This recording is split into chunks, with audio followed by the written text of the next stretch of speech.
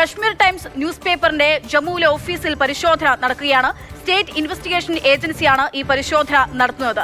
Kashmir times editor Anuradha ഭാസിന് എതിരെ FIR register ചെയ്തിരിക്കുന്നു. അർജുൻ, എന്തു പേരിലാണ് ഇപ്പോൾ FIR രജിസ്റ്റർ ചെയ്തിരിക്കുന്നത്? പരിശോധനയുടെ പശ്ചാത്തലം എന്താണ്?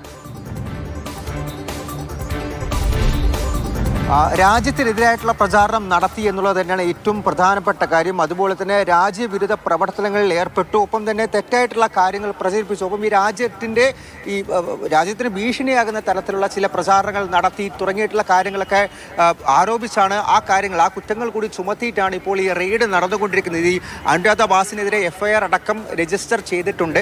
ഏറ്റവും പ്രധാനമായിട്ടും പറയുകയാണെങ്കിൽ കഴിഞ്ഞ കുറച്ച് ദിവസമായി SIയുടെ റെയ്ഡുകൾ കശ്മീരിലെ പല നഗരങ്ങൾ കേന്ദ്രീകരിച്ചും നടക്കുന്നുണ്ട്. അതെല്ലാം തന്നെ ഒരു തരത്തിൽ ഈ ഡൽഹി സ്ഫോടനവുമായിട്ടും അതുപോലെ വൈറ്റ് കോളർ ഭീകര സംഘടനയുമായി ബന്ധപ്പെട്ടാണ്. അതിലുള്ള ഈ മറ്റ് ആളുകളെയെല്ലാം കണ്ടെത്തുക, മറ്റ് കണ്ണികൾ അതുപോലെ സ്ലീപ്പർ സെല്ലുകളെ എല്ലാം കണ്ടെത്തുക എന്നുള്ള കാര്യം കേന്ദ്രീകരിച്ച് തന്നെയാണ്. പക്ഷേ ഈ കഴിഞ്ഞ ദിവസം കേന്ദ്ര സർക്കാർ അടക്കം ഒരു വിജ്ഞാപനം പുറത്തിറക്കിയിരുന്നു. അതായത് തെറ്റായിട്ടുള്ള വാർത്തകൾ ചില മാധ്യമങ്ങൾ, ചില പത്രങ്ങളെല്ലാം നൽകുന്നുണ്ട്, ഇവർക്കെതിരെ നടപടി ഉണ്ടാകുമെന്നുള്ള കാര്യം ചൂണ്ടിക്കാണിച്ചും അതുപോലെ രാജ്യത്തിന് അപകീർത്തിപരമാവുന്ന രീതിയിൽ ഭീഷണിയാകുന്ന തരത്തിൽ വാർത്തകൾ പ്രചരിപ്പിക്കരുത് എന്നുള്ള കാര്യം ഇക്കാര്യങ്ങളൊക്കെ ചെയ്തു എന്നുള്ള കാര്യം ചൂണ്ടിക്കാട്ടിയാണ് ഇന്ന് രാവിലെ മുതൽ SIയുടെ റെയ്ഡ് ഈ കശ്മീർ ടൈംസ് ന്യൂസ് പേപ്പർ ഓഫീസിൽ, ജമ്മുവിലെ ഓഫീസിൽ നടന്നുകൊണ്ടിരിക്കുന്നത്.